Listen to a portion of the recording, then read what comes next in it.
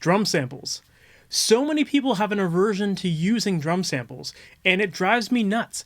There are so many amazing reasons why you need to be using drum samples in your productions if you want to achieve a pro sound. Now, these days, first and foremost, every mix that you hear on the radio has drum samples on it. So to not be including drum samples is doing a disservice to your tracks. And there are plenty of reasons, which I'm going to get into in just a second, for why you would want to do it. But first I want to address the purists. So purists believe that, if you have the right drummer, the right kit, the right room, right mic positioning, all that stuff, well then you should never need drum samples because you should just track everything so perfectly that there's no need for it. But that's complete BS. Like, if you think that like Chris Lord-Alge doesn't add drum samples to tracks that he works on, and he's working with some of the best engineers ever, like best studios, pro engineers that have made tons of millions of records and like sold tons of records, there's a reason why people like drum samples. It gets a result. And I don't hear people complaining and trash talking movies when they see an amazing movie that looks amazing, but really they use CGI, they use green screens. Like, at the end of the day, no one cares about how you got to the sound you got to, as long as it's good. That's really what it comes down to when it comes to a mix. So in this video, I want to share 5 big reasons for why you need to use drum samples in your mixes if you want to achieve a pro modern sound. Now, just on that note of, if you have all of the elements there that you should never need to augment with samples, I've got a session loaded up here, and in the session, I used a great drummer, a great kit. We had tons of expensive gear on this kit. We were using all like API preamps, Neve preamps. We had some Focusrite preamps as well. Tons of great mics, U87s on overheads, all that stuff, like tons of money worth of stuff.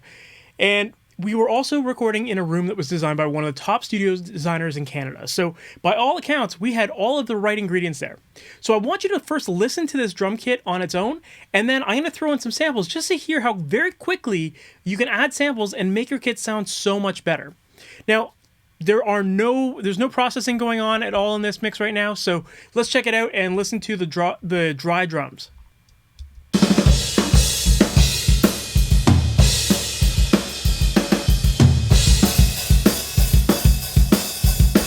So they sound pretty good, right? We've got a nice room tone to it. But once I add the samples, let's check this out.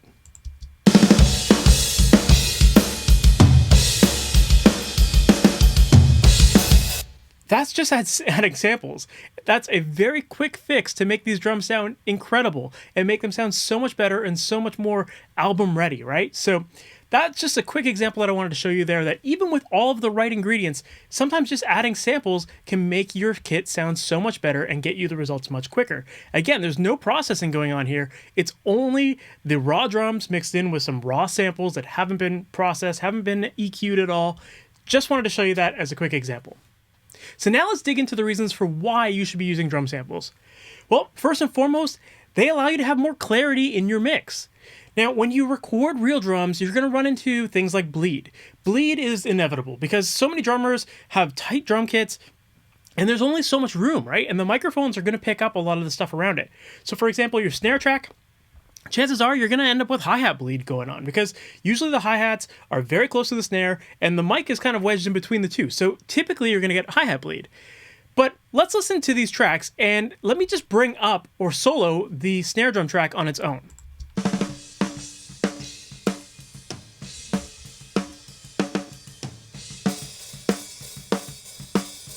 So just listening to this, if I were to boost the snare, let's say I want to really bring it out in the mix and make it really loud, it's going to bring up all of that ride cymbal stuff, all of the hi-hat stuff, all of that bleed is going to be there. But when you have a clean sample, you end up with just one hit, no bleed, and that allows you to bring up those tracks louder in your mix, make them slam harder, add some extreme processing to them, and not have all of these cymbal bleed being affected as well. So that is the very first reason why I like using drum samples, is because they give you clean hits that you can use to manipulate your sound, make it sound trashier, make it sound loud. Like there's a whole bunch of stuff you can do because you have clean hits. And by having a clean hit in combination with the raw drums, you're still keeping the dynamics there. There's still the natural dynamics, and with them on top of each other, you just have more consistency. And consistency is point number 2. Not every drummer is going to hit the drums at the same intensity every time. And they might not even hit the sweet spot of the drum with every hit. Most of the time you want the drummer to be hitting in the center of the drum. So the center of the snare, for example. But if you have a great take where there's lots of energy, the drummer's tight, the performance is great, but maybe there's a couple of hits where the drummer hits off of center, or maybe they hit a little bit more on the edge, or they hit a rim or something like that. Do you really want to get your drummer to retake the entire thing just so that you can really get that one hit that he messed up fixed? No, instead you can use samples, and samples allow you to create consistency throughout the performance. And another note about dynamics is that typically if you're working with like rock songs, for example, the electric guitars, they're usually going to be a pretty static volume, right? They're going to be pretty consistently loud. And drummers tend to play very dynamically naturally. So you don't want the loud hits and then the accidental quieter hits. You don't want this like push and pull with the drums, because you're going to lose those drums in the mix. So having consistency is key, and you get that consistency by adding some drum samples in there to kind of just stabilize the tracks and get them at a consistent level, but you still have a little bit of that natural dynamic sound in there because you are still adding the raw drums to the sample sound. Point number 3 about using drum samples is that let's say you don't end up having a drummer who has a great kit. Maybe they don't know how to tune their drums. Maybe the skins, they bring drum heads that are really banged up and that's all you've got. Or someone just sends you a bunch of tracks that kind of sound crappy. Well, drum samples allow you to add some high quality drum sounds to your overall sound. If someone brings you an intro sounding kit and you load up some samples of like a nice DW snare or like a Ludwig Black Beauty or something like that, you can have high quality drum samples that really enhance the quality of your tracks. So this is really important because not everyone's going to have the highest quality kit in the world or the highest quality mics to go along with it. So this just allows you to make up for crappy gear. And there's been plenty of times where I get mixes to work on where things just don't sound good. Maybe they're not tuned very well, or I could tell that like the skins on it were old, or they're just not hitting it very hard, or like, that kind of stuff. Having drum samples will allow you to augment that stuff, and you can find samples that fill in the gaps that you're missing in your tracks. Like, so let's say for example, in this session here, this kick drum kind of sounds a little flabby. Now, on its own, we can hear that we've got some attack and it sounds pretty full. We've got some bleed going on there, but when we add in the next sample, which is full of attack, it allows us to quickly get a finished sounding kick sound without any other processing. So here's the kick sample blended in with the normal kick. All of a sudden we got way more smack, right? So, again, even if you don't have great drums to begin with, you can make them sound a lot better with samples. It's really that easy.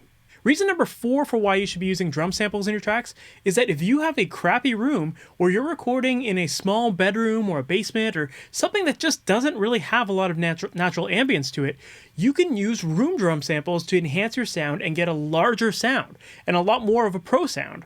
So let's listen to this track on its own. So this is just the normal snare. But these drums were recorded in a relatively small room. Even though this was a well-built room that was designed by a top studio designer, it didn't actually have a lot of room ambience. It was a smaller room that we worked in. But using room samples, so right now I'm just using my Revolution room samples. So if you go to masteryourmix.com/drum-samples, I've got a bunch of sample kits available there where you can get amazing sounds of great high quality drum sounds mixed with room sounds in them. There's room only tracks in them. There's trigger files so that you can throw them into Steven Slate Trigger just like I'm doing here.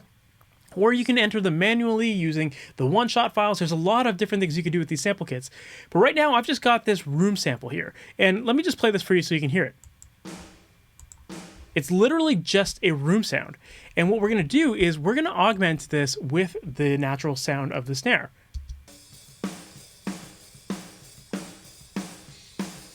Versus, so we can just make our room sound so much bigger. And this is a great way to add size and impact to your drum kits, especially if they were recorded in a small room. Now, the sample that this kit was, the sample that you're hearing here, this was a massive studio room. This was like the A room at Revolution Recording in Toronto, which is an amazing, huge studio room. It's one of the best drum rooms I've ever heard. And I've got a sample of it now, so you can blend it in and make your small rooms sound way bigger. I think using samples that only contain room sound is a very underutilized technique, because sometimes you don't want to send your raw drums to a reverb, because if there's dynamics in the performance, well, the reverb is going to be reflective of that. But if you have a sample that has one dynamic in there and it's got that room ambience in there, then you can add a consistent room sound to your performance. So again, it comes back down to consistency, right? So take advantage of using room drum samples, because they can add a lot of size to your drum kit and make your small room sound way bigger and way more consistent. And last but not least, one last but really important aspect of using drum samples that I personally love is that they allow you to work much, much faster. So as you saw earlier, you can have a raw drum kit and just quickly throw in some samples and drastically enhance the quality of your kit. But when you take this a step further and you use drum samples on a regular basis and you have your library of which ones you like, you can add them to your templates and just real quickly add those samples in. You don't have to manually go searching through a whole bunch of different libraries. Instead, you can find the ones that you know you really love, and you can have a variety of things. So let's say when it comes to your snare drums, you have a snare that's for getting the low end beef. You've got another one that's maybe a little bit more mid-rangey. You've got another one that's for the attack of your drums. You can have all of these different styles of samples in your templates and just quickly mute or solo the tracks that you need, get rid of the ones that you don't, and immediately have a drum kit that sounds rockin' right away. So having a set of drum samples that you use on a regular basis is really important, and they're going to help you get results faster. Why spend hours and hours trying to gate drums and really fine-tune the EQ and try to use transient designers and shape them and do this and that? Why go through all of that work when you can use drum samples and just immediately get a much quicker result? And if that means that you have to either mute or really bring down the raw drum tracks, so be it. At least you're going to be working with tracks that sound great and that you're familiar with and that you know how to just get rocking right away. And I think that's going to save you a ton of time. So make sure to be using drum samples on a regular basis, add it to your template, and I guarantee that your mix time is going to get cut down significantly. So there you have it, guys. Those are the 5 reasons why you need to be using drum samples in your mixes. And not only are you going to get better sounding drums, but it's going to help you work much faster as well. So there's no reason to not use them. And if you're one of those purists who says, well, I shouldn't need to use drum samples because they should just be recorded perfectly, you're missing the boat. These days, everyone is using drum samples. That's what all the pros are using. And if you're not using them in your own mixes, then you're doing yourself a disservice. And it's not peer pressure. It's just why would you put yourself at a disadvantage by, if you're chasing the sound of modern records and you want to get that quality, well, you being a purist and refusing to use samples on principle, that's just giving you lackluster results, and you're never going to get the sound that you hear and that you're chasing after. So use drum samples because they're going to help you immensely. So if you like that and you found that helpful and you want to use drum samples, make sure to visit MasterYourMix.com. On that website, I've got a ton of different drum sample packs of high quality kits. So there's DW kits, there's Ludwig Black Beauties, and a ton more. And they were all recorded in amazing sounding studios, and they're going to help you get results really quick. So visit MasterYourMix.com and you can check them out on there. Also, if you're looking for more mixing tips, by visiting MasterYourMix.com, I've also got a free download that you can get, and that is called the Ultimate Mixing Blueprint, and it's a guide to using EQ and compression in your tracks. And the idea is to get you results really quick and to show you what to quickly boost, what to cut, what compression settings to use, and that's going to help you get much better results really, really quick. So once again, MasterYourMix.com, and that's it for this video, guys. I'll talk to you in the next one. Take care.